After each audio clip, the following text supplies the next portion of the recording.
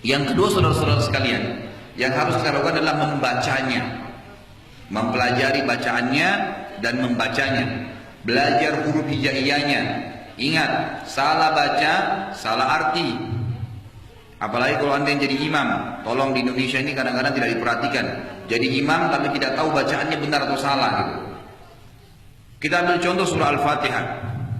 Kalau anda baca, yang benar adalah alhamdu, haknya mengeluarkan angin dari sekitar mulut kita. Alhamdulillahi rabbil alamin, pakai ain.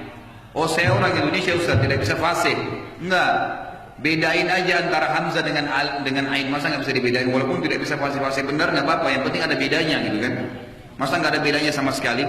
Kita coba lihat bahayanya kalau kita tidak membaca seperti yang diinginkan oleh Allah. Kalau kita baca alhamdu, artinya segala puji bagi Allah. Alhamdulillah rabbil alamin, segala puji bagi Allah gitu kan. Banyak orang di Indonesia ini karena dia mau dianggap dirinya fasih atau dia tidak tahu huruf hijaiyah, maka dia mengatakan alhamdulillah. Pakai huruf apa itu? Ha.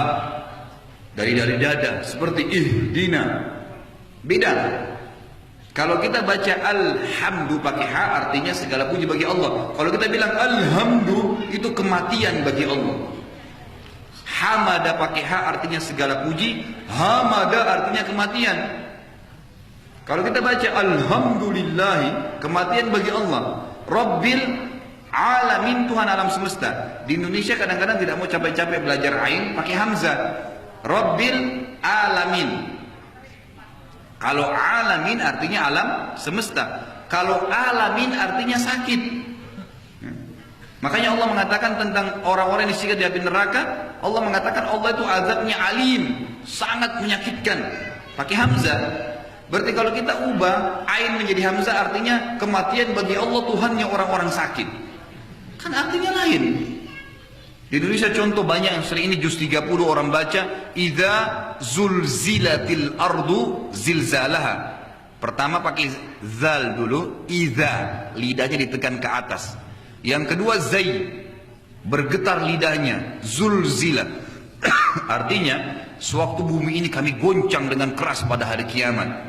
Ada orang enggak, di Indonesia disamain semua, sin, shin, sad, ya, va, semua samain.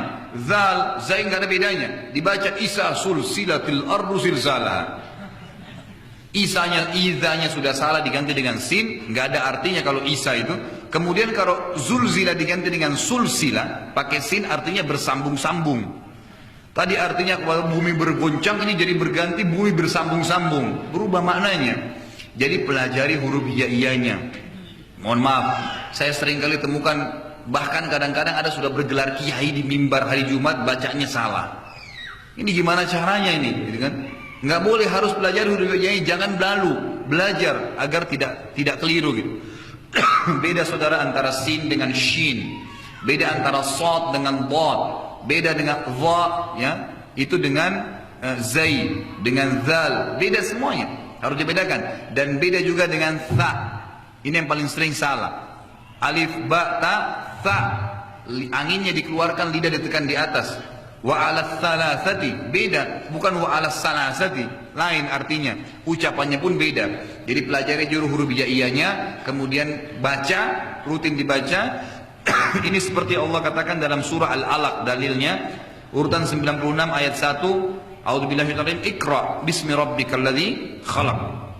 Bacalah, kata para ulama, baca dengan bacaan yang Allah mau, bukan yang kita mau. Kalau ada dosen anda misalnya datang, orang barat, orang Inggris, dia bawa bukunya dalam bahasa Inggris, dia bilang coba baca buat saya.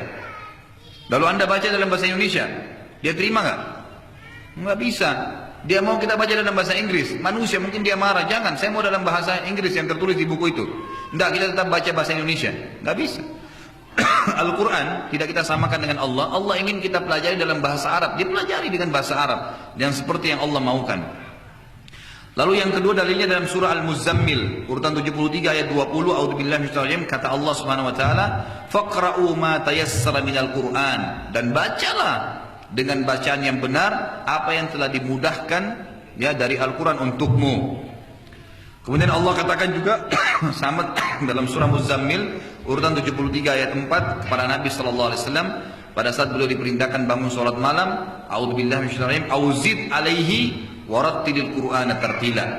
Dan tambahlah bacaan-bacaan Qur'anmu setiap hari hai Muhammad, serta tartilkanlah. Apa itu tartilkan? Baca dengan tenang, dengan benar, ya, tadabburi ayatnya gitu. Baik, ini yang kedua, membacanya, mempelajari hurufnya dan membacanya. Setiap hari dijadwalin. Para sahabat radhiyallahu alaihim, mereka ada yang menghatam 3 hari sekali, ada yang 7 hari sekali, dan maksimal 40 hari sekali, bukan setahun sekali, ya. Ingat itu ya, banyak orang di antara kita nanti sentuh Quran kalau Ramadan, itu pun syukur-syukur kalau khatam, gitu kan. Jadi ini harus dibaca terus.